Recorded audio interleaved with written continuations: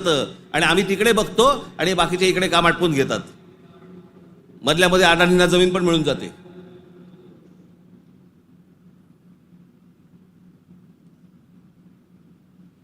मुंबईचा विमानतळ दिला अदानीला, मग अजून कुठचा नवी मुंबईचा दिला अदानीला, मग आता पालघरचा दिला अदानीला, मग तिकडचं बंद दिला अदानीला.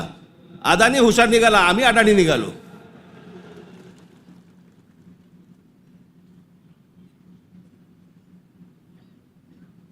कित्येक गोष्टी आहेत ज्या विधानसभेमध्ये बोलल्या जाऊ नयेत. की लाडकी बहीणचं काय झालं,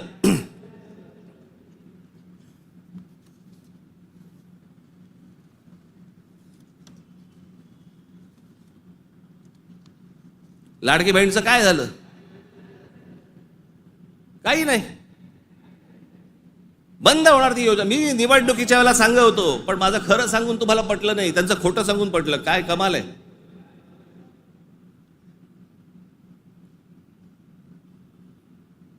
ज्या महत्वाचे जे विषय आहेत, या सगळ्या महत्वाच्या विषयांकडे आपण दुर्लक्ष करायचं आणि दुर्लक्ष करून आम्ही कुठे भरकटायचं, कुठे चालले आमचा. विधानसभेमध्ये चर्चा कशावरती, औरंगजेबावर.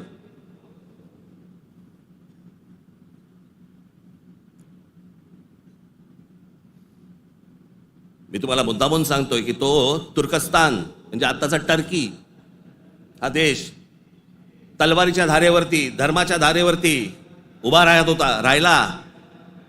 सगळ्या ठिकाणी आक्रमण केली. हा औरंगजेब यांचे हे सगळे आहेत ना, बाबर बिबर पासून सगळे, हे सगळे तुर्की मंगोलियन लोक आहेत.